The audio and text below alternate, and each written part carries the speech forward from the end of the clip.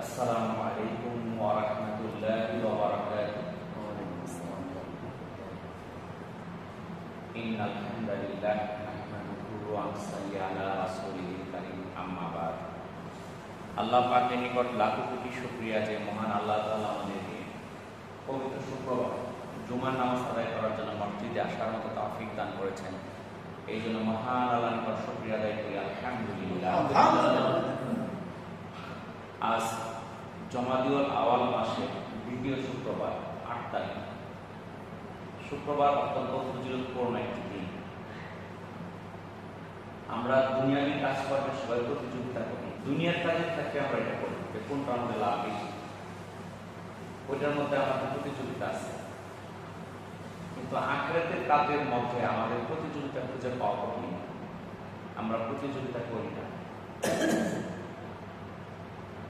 শুক্রবারের দিন জুমার নামাজে প্রথমে আসার যে ফজিলত,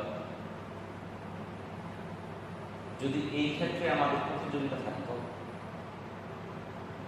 আমরা জানি সবার আগে ঢুকলেই একটা উট পর্বণের সব, তাহলে এটা পাওয়ার জন্য 12টার সময়, কেউ 11টার সময়, কেউ 10টার সময় বসে, কিন্তু প্রতিযোগিতা নেই। প্রথম কাতারে বসা একটা সওয়াব আছে। এই প্রথম কাতারে বসার জন্য প্রতিযোগিতা করতে হবে, কিন্তু আমরা প্রতিযোগিতায় চেষ্টা করি। আমরা চেষ্টা করি খুতবা কোন সময় হবে, আর 2-3 মিনিট আগে গেলে কি বলবো একটু জানি আমরা। ওয়ালাইকুম আসসালাম। আসলে এখানে যা আলোচনা হয় এগুলো আমরা সবাই কম বেশি জানি, শুনছি, একই কথা। এমন না যে নতুন আবিষ্কার করা হচ্ছে তা। আল্লাহ তাআলা যে কোরআন নাযিল করছে প্রায় ১,৫০০ বছর আগে, আল্লাহ রাসূলের যে হাদিসগুলো, ওগুলো তো আলোচনা করা হয়। কিন্তু যদি আমরা শুনি তাহলে ফায়দা কি? তাহলে সেগুলোর উপরে আমাদের আমল করা সহজ হবে। তো আমাদেরকে সবাই দুনিয়ার কাজে প্রতিযোগিতা করেন, সমস্যা নেই, কিন্তু আখিরাতের কাজেও প্রতিযোগিতা করতে হবে। আল্লাহ তাআলা পবিত্র কোরআনে সূরা বাকারা ১৪৮ নম্বর আয়াতে বলেন, অতএব তোমরা সৎ কাজে প্রতিযোগিতামূলকভাবে এগিয়ে যাও। তাহলে সৎ কাজে কিভাবে আগাতে হবে? প্রতিযোগিতামূলকভাবে। কে কার চেয়ে বেশি সৎ কাজ করতে পারে, এই দিকে আমার প্রতিযোগিতা থাকতে হবে। এটা কার নির্দেশ? আল্লাহ তাআলার নির্দেশ। সূরা আল ইমরানের ১১৪ নম্বর আয়াতে আল্লাহ তাআলা আরো বলেন, আর তারা সৎকর্মে পরস্পরের মধ্যে প্রতিযোগিতা করে, আর এরাই হলো সৎকর্মশীল। তাহলে এখানে আল্লাহ তাআলা কি জানাই দিলেন? তারা সৎকর্মে পরস্পরের সঙ্গে প্রতিযোগিতা করে, আর এরাই হলো সৎকর্মশীল। সৎ কাজ কিরকম? নামাজ পড়েন, আপনার সঙ্গে আরেকজন আছে, সেও নামাজ পড়ে, আপনি তার সঙ্গে প্রতিযোগিতা করেন। সে নামাজে যে সময় আসে তার আগে আসে, তার চেয়ে সুন্দরভাবে আদায় করা। সে যখন রোজা রাখে, আপনি তার সঙ্গে রোজা রাখেন, রোজার থেকে আপনিও আগে থাকেন। দেখা গেল আপনার বন্ধু মানুষ, সে রমজান মাসে রোজা রাখেন, আপনি সঙ্গে কি করলেন? আরো রোজা রাখা শুরু করলেন, প্রতি মাসে 1টা-2টা করে। কিংবা আপনার বন্ধু প্রতি মাসে 1-2টা করে, আপনি 3টা-4টা করলেন। এইগুলো প্রতিযোগিতা করা। আপনার প্রতিবেশী 5 টাকা দান করছে, আপনি 10 টাকা দান করলেন, এটা প্রতিযোগিতা। কিন্তু আমরা কি প্রতিযোগিতা করি? আমার প্রতিবেশী জমি কিনছে 1 ফুট, আমার 2 ফুট কিনতে হবে। আমার প্রতিবেশী গাড়ি কিনছে 1টা, আমার 2টা কিনতে হবে। আমার প্রতিবেশী 5 তালা দিচ্ছে, আমার 6 তালা করতে হবে। আমার সব প্রতিযোগিতা তো শুধু দুনিয়ার ব্যাপারে। আখিরাতের ব্যাপারে প্রতিযোগিতা কয়জন করি? কত দেখি করে? তাহলে পরে এমন সমস্যা মাঝখানে বসে। তাহলে দেখেন, আমরা কিন্তু দুনিয়ার কাজে প্রতিযোগিতায় লিপ্ত আছি, কিন্তু আখিরাতের কাজে আমরা প্রতিযোগিতায় লিপ্ত নাই। আর আল্লাহ তাআলা নির্দেশ দিচ্ছেন, তোমরা সৎ কাজে পরস্পরের মধ্যে প্রতিযোগিতা করো। যারা সৎ কাজে প্রতিযোগিতা করবে তারা সৎকর্মশীল। তাহলে আমাদের সামনে ভালো মানুষ আছে, মন্দ মানুষ আছে, আছে না? তাহলে আল্লাহ তাআলা কার সাথে প্রতিযোগিতা করতে বলছেন? সৎকর্মশীল, সৎকর্মে যারা প্রতিযোগিতা করে তাদের সঙ্গে প্রতিযোগিতা করো। আপনি দেখবেন আপনার কাছাকাছি আপনার চেয়ে ভালো মানুষ কে আছে, আপনার সেই নেক কাজে আগায়টা, তার সঙ্গে আপনি প্রতিযোগিতা করেন যে ওই যে নেক কাজগুলো করে আমি তার চেয়ে বেশি নেক কাজ করার চেষ্টা করব। কেউ তাহাজ্জুদ করে প্রতিদিন 4 রাকাত করে, আপনি প্রতিযোগিতা করেন 8 রাকাত করে করবেন। আল্লাহ তাআলা ইরশাদ করেন যারা আল্লাহর রাস্তা স্বীয় ধন সম্পদ ব্যয় করে তাদের উদাহরণ একটি বীজের মতো, যা থেকে 7টি শীষ জন্মায়, প্রত্যেকটি শীষে 100 করে দানা থাকে। আল্লাহ অতি দানশীল, সর্বজ্ঞ। যারা স্বীয় ধন সম্পদ আল্লাহর রাস্তায় ব্যয় করে, এরপর ব্যয় করার পর সে অনুগ্রহ প্রকাশ করে না এবং কষ্ট দেয় না, তাদের জন্য তাদের পালনকর্তার কাছে রয়েছে মহা পুরস্কার এবং তাদের কোনো আশঙ্কা নেই, তারা চিন্তিত হবে না। সূরা বাকারা 261 এবং 265 নম্বর আয়াত। দান করলে কিরকম হয়? একটা ধান লাগাইলে, একটা গম লাগাইলে সেই গাছ থেকে যদি 7টা শীষ বের হয়, প্রতিটা শীষে যদি 100 করে দানা থাকে, কয়টা হলো? 700। তাহলে একটা ধান থেকে যদি 700 দানা হয়, এরকম ভাবে আমার আপনার নেকামল গুলোকে, একটা নেকামলকে 700 নেকামলে পরিণত করে দিবেন কে?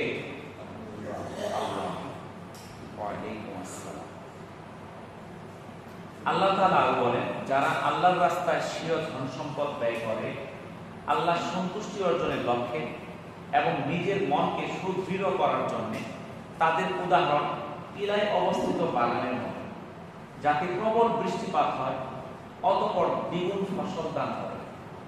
যদি এমন প্রবল বৃষ্টিপাত নাও হয় তবে হালকা বর্ষণই যথেষ্ট।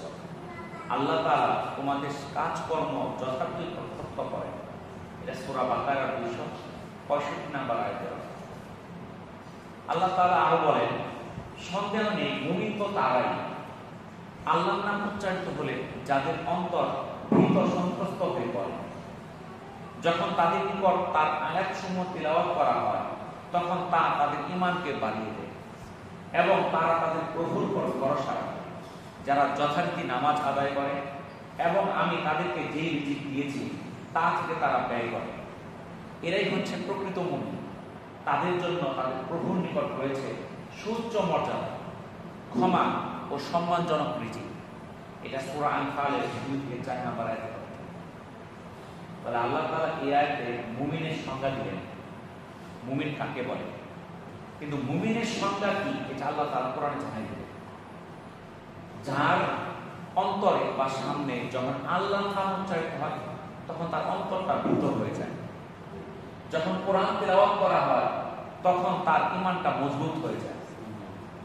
সে তার প্রভুর উপর, তার আল্লাহর উপর ভরসা করে, নামাজ আদায় করে এবং যেই রিজিক আল্লাহ তাআলা দিয়েছে সেখান থেকে সে ব্যয় করে। সেই হচ্ছে প্রকৃত মুমিন। তাহলে মুমিনের সংজ্ঞা আল্লাহ তাআলা বললেন 1 নাম্বার আল্লাহকে ভয় করতে হবে। কোরআন তিলাওয়াত হইলে তার ঈমানটা বৃদ্ধি পাবে। যথারীতি সে নামাজ আদায় করবে, যে রিজিক আল্লাহ তাকে দিয়েছে সেখান থেকে সে ব্যয় করবে, তারাই হচ্ছে প্রকৃত মুমিন। আর তাদের জন্য রয়েছে মহান আল্লাহর নিকট সুউচ্চ মর্যাদা, ক্ষমা এবং সম্মানজনক রিজিক। তাহলে এখানে আল্লাহ তাআলা এটার বিনিময়ে আমাকে কি দিবেন? যদি আমি মুমিন হইতে পারি, এর বিনিময়ে 1 নম্বরে আল্লাহ দিবেন সুউচ্চ মর্যাদা। দেখবেন যে দুনিয়ার মধ্যে অনেক মর্যাদাশীল ব্যক্তি আছে, সামনে দেখলে আমরা সালাম দিই, যখন পার হয়ে যায় মনে মনে গালি দিই, এরকম ব্যক্তি আছে না? কিন্তু আল্লাহ তাআলা যাকে সুউচ্চ মর্যাদা দিবেন তাকে সামনে মানুষ সম্মান করবে, পিছনেও সম্মান করবে, দুনিয়াতেও সম্মান পাবে, আখিরাতেও সম্মান পাবে। তার জন্য রয়েছে মহান আল্লাহ তাআলার ক্ষমা এবং সম্মানজনক রিজিক।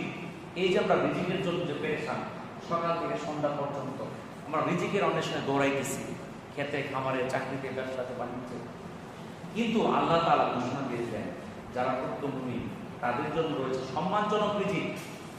আপনি বলতে পারবেন আমি এটা করে খাই, অনেক পেশাজীবী আছে, সে বলতে পারে না কি করে খায়, সে মানুষের সামনে বলে না আমি এটা করে খাই। বুঝতে পারছেন? কেউ চুরি করে, কেউ ডাকাতি করে, কেউ ছিনতাই করে, কেউ সুদ খায়, কেউ ঘুষ খায়। এমন কিছু ব্যবসা বাণিজ্যের সঙ্গে জড়িত যেটা মানুষের সামনে প্রকাশ করা যায় না। এমন অবৈধ অনেক ব্যবসা আছে, মাদক দ্রব্য আছে, এরকম অনেক ব্যবসা আছে। ইয়াবা বিক্রি করে, তাকে মানুষের সামনে বলতে পারে আমি এই ব্যবসায়ী, এতে কোনো সম্মান নাই। ব্যবসা যেই ব্যবসাটা হালাল, ছোট হইতে পারে, তার মধ্যে সম্মান আছে।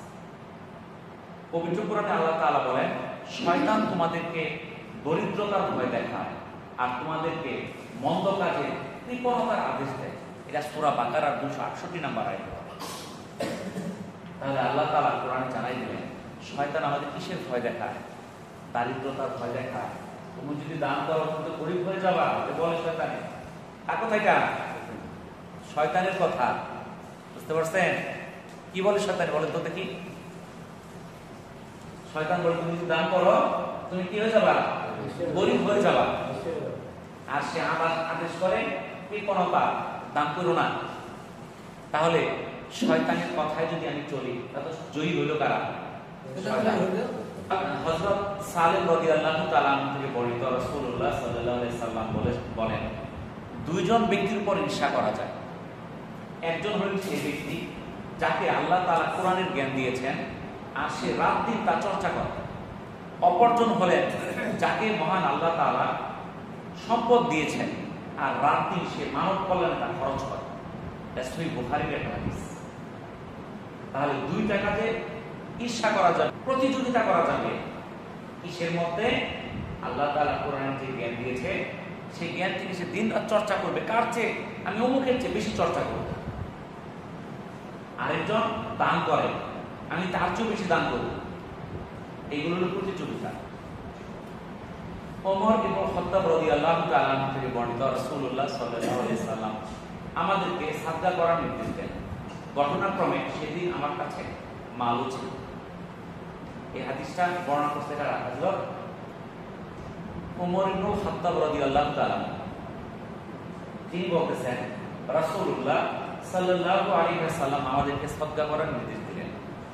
আল্লাহ রাসূল কি করলেন? তোমরা সাদকা করো। ঘটনাক্রমে সেদিন হযরত ওমর রাদিয়াল্লাহু তাআলার কাছে কি ছিল? মালও ছিল। তিনি মনে মনে ভাবলেন আজ আমি আবু বকরের চেয়ে দানের দিকে অগ্রগামী হব।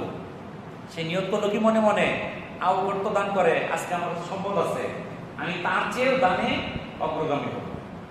যদিও আমি কোনোদিন দানে তার চেয়ে বেশি অগ্রগামী হতে পারিনি। সে অনেক চেষ্টা করছে কিন্তু তার চেয়ে দানে আগায় যেতে পারে না। কিন্তু আজকে যেহেতু সম্পদ আছে এই সুযোগটা সে গ্রহণ করে। কাজেই হযরত ওমর রাদিয়াল্লাহু তাআলা যত মাল ছিল তার অর্ধেক মাল নিয়ে এসে বিরাট স্তূপ করে ফেলল। সেটা আল্লাহ রাসূলের সামনে উপস্থিত করল। রাসূল সাল্লাল্লাহু আলাইহি সাল্লাম আমাকে জিজ্ঞাসা করলেন, হযরত ওমর রাদিয়াল্লাহু তাআলাকে জিজ্ঞাসা করলেন, পরিবারের জন্য কি রেখে এসেছ? হযরত ওমর রাদিয়াল্লাহু তাআলা বললেন, এর সমপরিমাণ, অর্থাৎ জানি আসছি এর সমপরিমাণ রাইখা আছে। ওমর রাদিয়াল্লাহু তাআলা বলেন, আবু বকর রাদিয়াল্লাহু তাআলা তার সমস্ত মাল নিয়ে উপস্থিত হলেন। রাসূলুল্লাহ সাল্লাল্লাহু আলাইহি সাল্লাম তাকে জিজ্ঞাসা করলেন, হে আবু বকর, পরিবারের জন্য তুমি কি অবশিষ্ট রেখে এসেছ? হযরত আবু বকর রাদিয়াল্লাহু তাআলা বললেন, আমার জন্য আল্লাহ ও তার রাসূলই যথেষ্ট। অর্থাৎ কিছুই রেখে আসি নাই, আমার যা ছিল আমি সব নিয়ে আসছি। তখন ওমর রাদিয়াল্লাহু তাআলা বললেন, আমি কখনোই কোনো বিষয়ে আর হযরত আবু বকরকে অতিক্রম করতে পারবো না। এটা সুনানে আবু দাউদের 1678, মিশকাতের 6000 নাম্বার হাদিস। তাহলে দেখেন সাহাবীদের মধ্যে কিসের প্রতিযোগিতা হইতো? কার চেয়ে কত দান করা যায়। আজকে আমরা দান করলে আমাদের হাত কাঁপে, মনের মধ্যে ভয় এসে যায়। এটা শয়তানের ধোঁকা। শয়তান আমাদেরকে কৃপণতার নির্দেশ দেয় যে তুমি খরচ করো না, খরচ করলে তো তুমি গরিব হয়ে যাবা। আব্দুল্লাহ ইবনে আব্বাস রাদিয়াল্লাহু তাআলা থেকে বর্ণিত, রাসূলুল্লাহ সাল্লাল্লাহু আলাইহি সাল্লাম এক ব্যক্তিকে উপদেশ দিয়ে বললেন, 5টি বস্তুকে 5টি জিনিসের পূর্বে গনিমত হিসেবে মূল্যায়ন করা। কি বলছে? 5টা বস্তুকে 5টা বস্তুর আগেই গনিমত হিসেবে মূল্যায়ন করে। 1 নাম্বার, বার্ধক্যের পূর্বে তোমার যৌবনকে। 2 নাম্বার অসুস্থতার পূর্বে তোমার সুস্থতাকে, 3 নাম্বার দারিদ্র্যের পূর্বে তোমার সচ্ছলতাকে, 4 নাম্বার ব্যস্ততার পূর্বে তোমার অবসরকে, 5 নাম্বার মরণের পূর্বে তোমার জীবনকে। এটা মুস্তাদরাকে হাকিমের 7846 এবং সবুল ইমানের 10248 নাম্বার হাদিস। তাহলে এই যে 5টা জিনিসের কথা আল্লাহ রাসূল বলে দিলেন, এটা একবার চলে গেলে আর ফেরত পাওয়া যাবে না। 1 নাম্বারটা কি? একটা হলো যৌবন। বার্ধক্য হওয়ার আসে আগে যৌবনকে কাজে লাগাইতে হবে। এখন যারা এখানে বয়স্ক হয়ে গেছেন তারা অনেক নেক কাজ ইচ্ছা করলে করতে পারবেন না, শারীরিক দুর্বলতা এসে যায়। এখন ইচ্ছা করলে আপনি রাত্রি ঘন্টার পর ঘন্টা দাঁড়ায় আপনি নামাজ পড়তে পারবেন না। এখন আপনি ইচ্ছা করলে আপনি হাইটা নেক কাজ, দূরে কোনো নেক কাজ করতে পারবেন না। আপনি মসজিদের শ্রম দিতে যায়, এখানে যে প্লাস্টার গুলো খুলছে, এখানে টাইলস করার জন্য অনেক কাজ করছে, কিন্তু অনেক বয়স্ক লোক ছিল, তার মনে ইচ্ছা ছিল আমি একটু কাজ করতাম, কিন্তু এখন শরীরের শক্তি নাই। তাহলে ওই যে লোকটা বয়স্ক হওয়ার জন্য কাজ করতে পারলো না, তার মনে হতে আফসোস, সে কিন্তু ওই কাজ আর কখনো করতেও পারবে না, কারণ তার কাছে সেই শক্তি আল্লাহ তাআলা নিয়ে নিচ্ছে। কিন্তু যখন যৌবন ছিল তখন সে যে কোনো এক কাজ করতে পারত, তার পক্ষে অনেক নেক কাজ করা সম্ভব হইতো। তাহলে আমাদের যৌবনটাকে কি করতে আল্লাহ তাআলা আমাকে দিচ্ছে, এইটা আমাকে গনিমত হিসেবে মনে করতে হবে। আমার নেক কাজ করার এখনই সময়। আমি বয়স্ক হয়ে গেলাম, কি অবস্থায় থাকবো আমি জানি না, তখন আমার কাছে নেক কাজ করা সম্ভব হবে কিনা আমি জানি না। এমন অসুস্থতা হয়ে পড়বো, মসজিদ পর্যন্ত আসার শক্তি থাকবে না। এই জন্য যৌবনকে কি করতে হবে? গনিমত হিসেবে মনে করতে হবে। অসুস্থতার পূর্বে সুস্থতাকে, এই যে আমরা সুস্থ আছি, আমরা যুবক মানুষ, যদি অসুস্থ হয়ে যায় তখন মনটা কিরকম লাগে খেয়াল করেন। তখন ইচ্ছা করলে কিন্তু তখন নিজেকে কিছু করা যায় না, কিছু জটিল রূপ হয়ে যায়। মানুষের আশা ভরসা শেষ হয়ে যায়, সে 5 দিকে মরবে হিসাব নাই, তখন সে সব কিছু শঙ্কিত হয়ে যায়। তখন সে ভীষণ জটিল কোনো রোগের ধরে গেলে তখন সে আশঙ্কিত হয় যে আমি কি করবো, আমার পরিবার কি করবে, আমি মারা গেলে আমার পরিবার কি করে চলবে। সে হতাশায় ভুগে, সে ভালো কোনো কাজের মধ্যে সময় দিতে আর পারে না, তার মন চায় না যে আমি এই কাজটা করি। তাহলে এই অসুস্থতা হওয়ার আগে আমি যখন সুস্থ ছিলাম, নেক কাজগুলো আমাকে সঠিকভাবে করে নিতে হবে। এমন রোগ হয়েছে আমি রোজা রাখতে পারতেছি না, এমন রোগ হয়েছে আমার কাছে টাকা আছে আমি হজ করতে পারতেছি না, হয় না? অনেক বয়স্ক লোক টাকা আছে, সুস্থ ছিল, তখন সে হজ করে নাই, বলছে আগামী বছর করবো, তারপর বছর করবো। এমন অসুস্থ হয়েছে তার পক্ষে আর হজ করা সম্ভব না। তাহলে অসুস্থতা হওয়ার আগেই যখন সে সুস্থ ছিল তখন তার নেক কাজগুলো করতে হবে। দারিদ্রতার পূর্বে সচ্ছলতাকে তার গনিমত হিসেবে গ্রহণ করতে হবে। আপনার কাছে টাকা আছে আজকে 100, ইচ্ছা করলে আপনি 10 টাকা দান করে দিতে পারেন, কালকে নাও থাকতে পারে। অনেক ব্যক্তি আছে তার হজ করার মতো অনেক টাকা ছিল, কিন্তু কোন কারণে সে দরিদ্র হয়ে গেছে, এখন তার পক্ষে হজ করা সম্ভব না। তার যাকাত দেওয়া তার উপর খরচ ছিল, সে বলছে পরে দিল, কোন কারণে সে দরিদ্র হয়ে গেছে, ব্যবসা বাণিজ্যে লস খাইছে, অন্য কোনো কারণে টাকা তার হারাই গেছে, তখন তার কিন্তু সেই নেক কাজগুলো আর করতে পারবে না। এই জন্য যখন সচ্ছলতা থাকবে, হাতে টাকা থাকবে, তখন আপনি কি করেন? এই সচ্ছলতাকে ব্যবহার করেন নেক কাজের জন্য। 4 নাম্বার, ব্যস্ততা আসার আগে অবসরকে কাজে লাগান। দেখেন যখন আমাদের অবসর থাকে, কোনো কাজ থাকে না, আমরা চার দোকানে বসে বসে টিভি দেখি, কিংবা বন্ধুদের নিয়ে আড্ডা দিই, খেলাধুলা করি, বেড়াইতে যাই, ঘুরতে যাই। কিন্তু যেই সময়টা অবসর, সেই সময়টা তো আল্লাহ তাআলা আমাকে দিয়েছিল একটা গনিমত হিসেবে, তুমি নেক কাজ করো।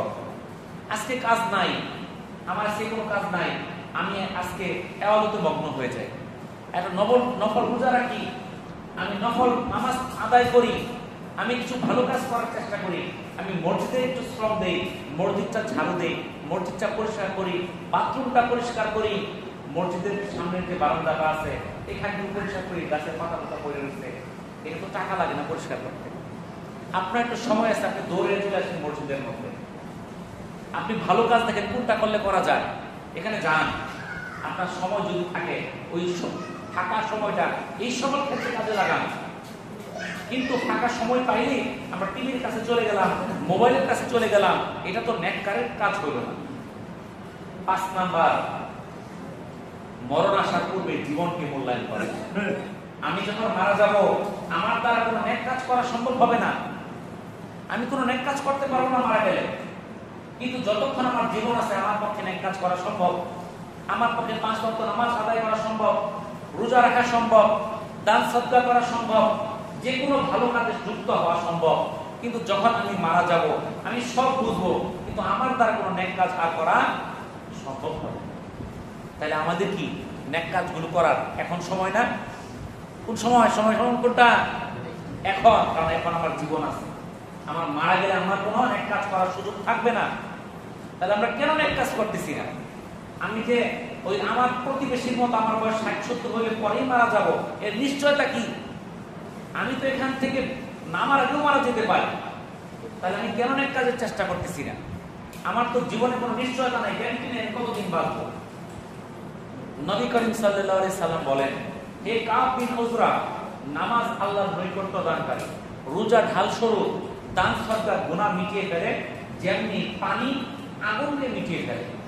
এটা আবু ইয়ালার একটা হাদিস। আল্লাহ রাসূল কাব বিন উজরাকে বলতেছেন নামাজ আল্লাহর নৈকট্য দানকারী। তাহলে আমরা যারা 5 ওয়াক্ত নামাজে আসি তারা আল্লাহর নৈকট্য পাওয়ার সম্ভাবনা আছে। কেন? কারণ আল্লাহর রাসূল আমাদেরকে জানাই দিলেন নামাজ হলো আল্লাহর নৈকট্য দানকারী, রোজা ঢাল স্বরূপ। আপনার যুদ্ধের মধ্যে যদি ঢাল থাকে, বিভিন্ন তীর তলোয়ার থেকে ওই ঢালটাকে প্রতিহত করে না? তো আপনার কাছে যত বিপদ আপদ আছে সেটাকে প্রতিহত করবে এই ঢাল। দান সদকা গুনাহকে মিটায়। আমরা চলাফেরায় কত গুনাহ করতেছি হিসাব ছাড়া, চোখের গুনাহ, কানের গুনাহ, হাতের গুনাহ হয়ে যাচ্ছে। এই দান সদকা গুনাহকে এমন ভাবে মিটায় দেয়, আগুনকে যেমন পানি মিটায় দেয়। আপনি চুলার মধ্যে যদি পানি ঢাল দেন একবার কি আগুন থাকবে? নিভে যাবে। এরকম ভাবে দান সদকা গুনাহগুলোকে মিটায় দেয়। রাসূলুল্লাহ সাল্লাল্লাহু আলাইহি সাল্লাম বলেন, খেজুরের একটি অংশ দান করে হলেও তোমরা জাহান্নামের আগুন থেকে বাঁচার চেষ্টা করো। এটা সহিহ বুখারী এবং মুসলিমের হাদিস। তোমার কাছে কিছুই নাই, অর্থ নাই, সম্পদ নাই, খেজুরের একটা টুকরা দান করে হলেও তুমি কি করো? জাহান্নামের আগুন থেকে বাঁচার চেষ্টা করো। এখন আমাদের মধ্যে অনেকে, আমার তো গরিব, আমার তো চলা সম্ভব না, আমি কেমনে দান করবো? আপনি যত গরিব হন না কেন আপনাকে দান করতে হবে। তো এর মানে এই না আপনি বাসা বাড়ি ঘর বাড়ি বিক্রি করে দান করবেন, তা না। ধনী মানুষ বেশি দান করেন, আপনার যেটুকু সম্ভব আপনি সেটুকু দান করবেন। আপনার পক্ষে 2 টাকা সম্ভব 2 টাকায় দান করবেন। যার পক্ষে 2 লাখ সম্ভব সে 2 লাখ করবে। আপনার 2 লাখ নাই, আপনি করবেন কেন? ঠিক আছে না? কিন্তু যার কাছে যেটুকু আছে সেটুকু দান করে হলেও জাহান্নামের আগুন থেকে বাঁচার চেষ্টা করার জন্য আল্লাহ তাআলা রাসূল আমাদেরকে নির্দেশ দিয়েছেন।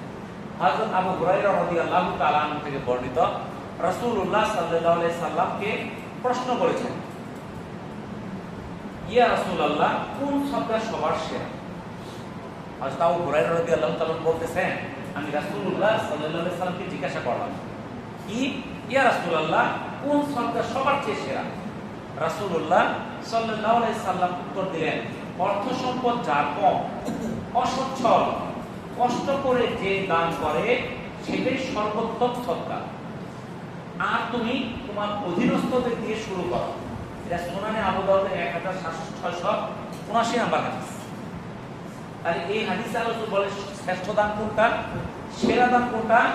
যার অর্থ সম্পদ কম, অসচ্ছল, কষ্ট করে যে দানটা করে, এটার মধ্যে এটা হলো সবচেয়ে দামি, এটা হলো সেরা দান। আমরা মনে করি টাকা বেশি দিলে আমি সেরা দান হইল না। যে অভাবের মধ্যে আছে সেই যে কষ্ট করে 1-2 টাকা দিল, এই দানটাই সেরা। তাহলে আমরা মনে করি টাকা নাই, আমি দান করবো কেমনে? আমার টাকা না থাকলেও যেটুকু আছে আমি চেষ্টা করবো। আর এই দানটা শুরু করতে হবে অধীনস্থদের দিয়ে। অর্থাৎ যদি আমাদের বাসা বাড়িতে কোনো কাজের লোক থাকে, আমি তাদেরকে দান করার চেষ্টা করি আগে। আমার কাজের লোক নাই, আমার আশেপাশে প্রতিবেশী আছে, এদের এখানে দান করার চেষ্টা করি আগে। আমাদের আত্মীয় স্বজন আছে, আত্মীয় স্বজনকে আগে দান করার চেষ্টা করি আগে। অর্থাৎ যত নিকটে দানটা তার তত আগে পৌঁছাইতে হবে। হযরত আবু হুরায়রা রাদিয়াল্লাহু তাআলা আনহু থেকে বর্ণিত, এক ব্যক্তি এসে রাসূলুল্লাহ সাল্লাল্লাহু আলাইহি সাল্লামকে জিজ্ঞাসা করলো, ইয়া রাসূলুল্লাহ, কোন সদকা সবচেয়ে বেশি সওয়াব হবে? রাসূলুল্লাহ সাল্লাল্লাহু আলাইহি সাল্লাম উত্তর দিয়েছেন, যখন তুমি সুস্থ সবল তোমার উপার্জিত সম্পদ তুমি তোমার নিজের কাছে রেখে দিতে চাচ্ছ, অভাবে পড়ে যাওয়ার আশঙ্কাও তোমার রয়েছে, তুমি সচ্ছলতার স্বপ্ন দেখো, এমন পরিস্থিতিতে তুমি যেই দান করবে সেটাই তোমার জন্য অধিক প্রতিদান বয়ে নিয়ে আসবে। দান সদকার ক্ষেত্রে তুমি এত বিলম্ব করো না যে তোমার প্রাণ কুষ্ঠাগত হলো আর তখন তুমি বলতে থাকলে এটা অমুকের, এটা অমুকের। শোনো, এটা তো তখন অন্যদেরই হয়ে যায়। এটা সহিহ মুসলিমের 1032 নম্বর হাদিস। তাহলে কোন সময় দান করাটা উত্তম? বেশি সওয়াবের যখন আপনি আয় করেন, নিজের শক্তি সামর্থ্য ভালো, আপনার মনের মধ্যে ইচ্ছা আছে আমি সঞ্চয় করলাম কিছু আমার হবে, ওই সময় যে আপনি দানটা করবেন এই সওয়াবটা, এটা সওয়াবটা বেশি। কিন্তু আমরা কোন সময় দান করি?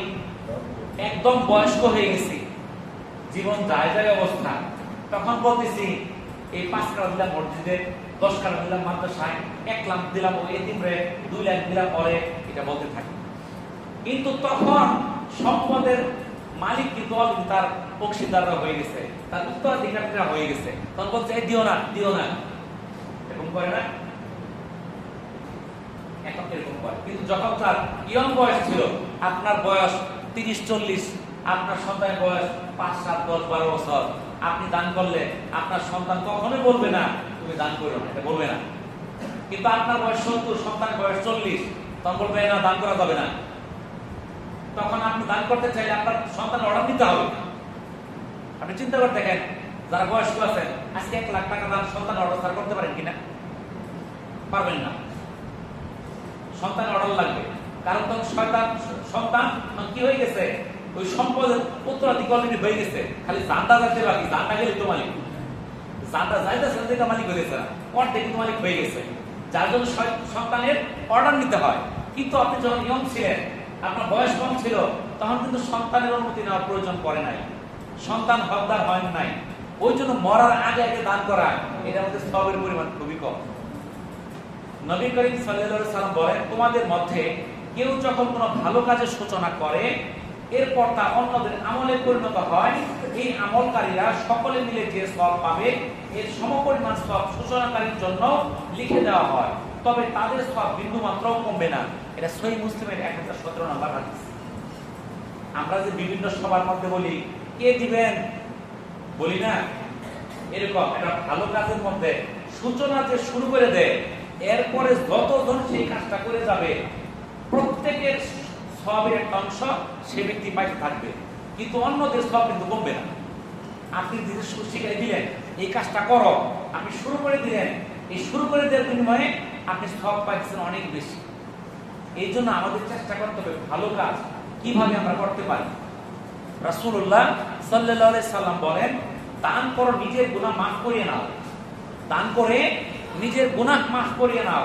তিনি বলেছেন, সদকা গুনাহকে সেভাবে মিটিয়ে দেয় যেভাবে আগুনকে পানি মিটিয়ে দেয়। এটা মুসনাদে আহমদের 22133 নম্বর হাদিস।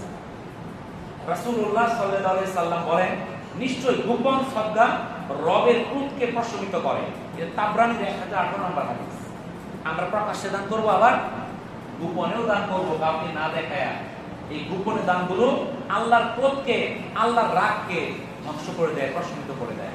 রাসূলুল্লাহ সাল্লাল্লাহু আলাইহি সাল্লাম বলেছেন, তোমাদের রোগীদের সাদাকার মাধ্যমে চিকিৎসা করো।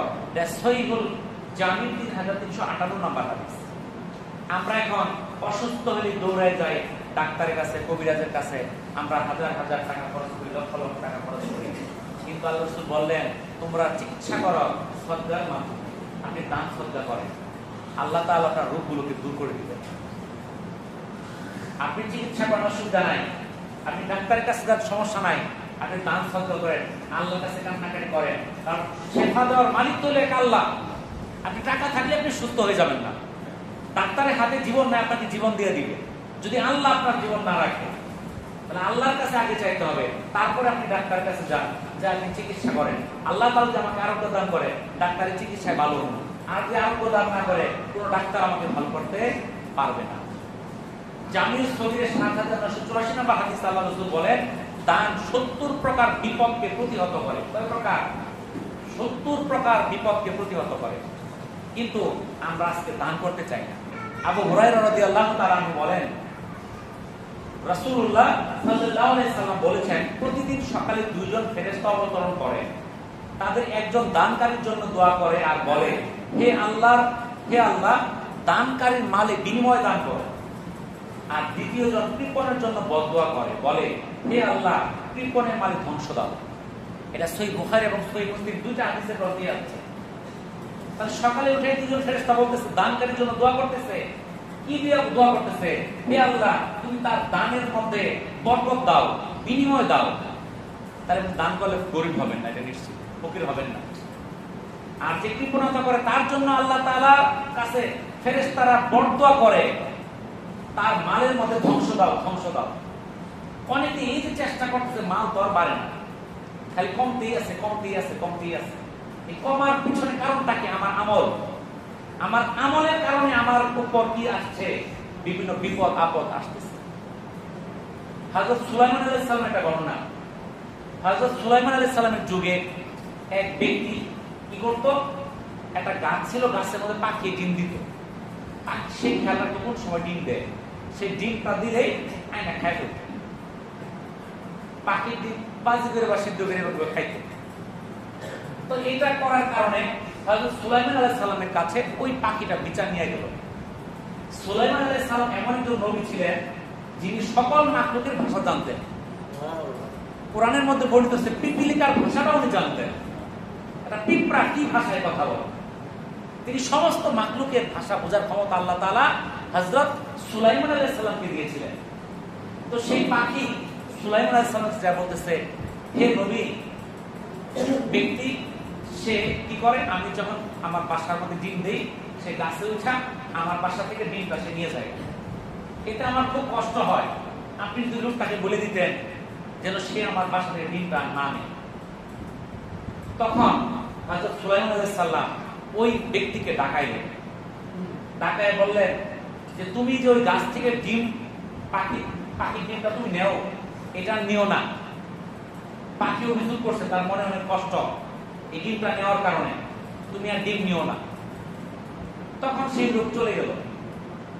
কিন্তু কিছুদিন পরে যখন আবার পাখি ডিম পাড়ার সময় হয়েছে, ডিম পাড়ার পরেই সে আবার গাছে উঠছে। সে গাছে ওকে ডিম পাড়ার জন্য গেছে, যাই কি করছে, আবার সে ডিম পাড়ছে, ডিমটা সে খাই গেছে। তখন সেই পাখি আবার গেছে হযরত সুলাইমান আলাইহিস সালামের কাছে, যে হে নবী, আপনার কাছে বিচার দিলাম, ওই লোক তো ডিম খাওয়া বন্ধ করে নাই। ঠিক আছে, যাও, সামনের বার খাই কিনা এটা আমাকে জানাই। পরের বার সে একটা জিনকে দায়িত্ব দিল। ওনার কথা জিনেরা চলতো, ওনার হুকুম জিনেরা মানত। একটা জিনকে দায়িত্ব দিল, তুমি গাছের কাছে থাকবা। যখন এই লোক সেই গাছে ডিম পাড়তে যাবে, তাকে গাছ থেকে এমন ভাবে ফালাবা সেই জন্য কখনো আর গাছে ওঠার তার ক্ষমতা না থাকে, অর্থাৎ পাও ভাইকে যায় অবস্থা হয় আর কি। বুঝতে পারছেন? এই ডিউটি দিয়ে দিল জিনকে। তো জিন দায়িত্ব নিল। দায়িত্ব নেওয়ার পর সে গাছের নিচে দাঁড়ায় আছে যে কোন সময় ওই লোক আবার আসবে, কোন দিন আসবে, আমি তাকে গাছ থেকে ফালাবো। তো দেখলেন হঠাৎ একদিন ওই লোক আসতেছে, এই থাকে পাখির ডিম পারছে। ওই লোকটা যখন আসে, গাছের গোড়ায় দেখেন ফকির দাঁড়ায় রয়েছে। ফকির কিছু সওয়াল করতেছে, সে তাকে এক ফোঁটা খাদ্য দিল। দেওয়ার পরে সে গাছে উঠতেছে। গাছে উঠলো, যখন জিন তাকে ফালাইতে গেল, জিনেরই অনেক দড়িয়ে ফালাই দিল। ওই লোক ঠিকই ডিম পাড়ে নিয়ে খাই হিসাব। আশ্চর্যের বিষয়, পাখি আবার গেল সুলাইমান আলাইহিস সালামের কাছে, যে আপনার কাছে দুইবার বিচার দিলাম, বিচার তো হইল না, আবার খাইছে। তখন আবার জিনকে ডাকলো, এই জিন, তোমার যে দায়িত্ব দিচ্ছিলাম তুমি দায়িত্ব পালন করছো? আমি দায়িত্ব পালন করছি, কিন্তু আমি কিছু করতে পারি নাই। আমি যখন তাকে ফালাইতে গেছি, আমার এই দুইজন ফেরেশতা ধরে নিয়ে অনেক ধরে নিয়ে ফালাই দিয়ে আসছে। আমি কি করব? তুমি কোনো ঘটনা দেখছো? আরো দেখছি। কি দেখছ? ওই লোকটা গাছে উঠে ওঠার আগে কিছু দান করছিল, একটা সরকারি কিস্তি দিয়ে পরে উঠছিল। তো বললো এইটাই হলো কারণ, এই সরকারিকে সে দান করার কারণে তার বিপদ থেকে বাঁচানোর জন্য দুজন ফেরেশতা তোমাকে নিয়ে দূরে ফেলায় একটা রেখে আসছে। দেখছেন তো, তাহলে দানকারী সব। কিন্তু আজকে আমরা দান করতে ভয় পাই। দান করলে আমাদের যদি সম্পদ শেষ হয়ে যায়, এই চিন্তায় আমরা থাকি। বুঝতে পারছেন? এই বর্ণনাটা তাসকিরাতুল আম্বিয়ার মধ্যে আসছে। জান্নাতে যাওয়ার মাধ্যমটা কি? রাসূলুল্লাহ সাল্লাল্লাহু আলাইহি সাল্লাম বলেছেন, যে ব্যক্তি আল্লাহর সন্তুষ্টি লাভের উদ্দেশ্যে মসজিদ নির্মাণ করে, আল্লাহ তাআলা তার জন্য জান্নাতে একটি ঘর নির্মাণ করে দিবেন। সুবহানাল্লাহ। এটা সহিহ বুখারী 450 এবং সহিহ মুসলিমের 533 নম্বর হাদিস। তাহলে এই যে আমরা প্রতিযোগিতা শুরু করছি, এই যে মসজিদ নির্মাণের জন্য আমরা সভা করলাম, অনেকেই শ্রম দিল, যারা এই কাজগুলো করছে তারা কিন্তু সৌভাগ্যবান। এই আল্লাহর ঘর নির্মাণের ক্ষেত্রে তারা হাত লাগাইছে, তার শ্রমটা দিছে, এটা কিন্তু সৌভাগ্যের বিষয়। যে পারলো না ওই দুর্ভাগ্যের বিষয়। আর যে আলোচনাগুলো করলাম, আল্লাহ তাআলা আমাদেরকে আমল করার তৌফিক দান করুন। আমিন। ওয়া আখিরু দাওয়ানা আলহামদুলিল্লাহি রাব্বিল আলামিন। আসসালামু আলাইকুম ওয়া রাহমাতুল্লাহি ওয়া বারাকাতুহু।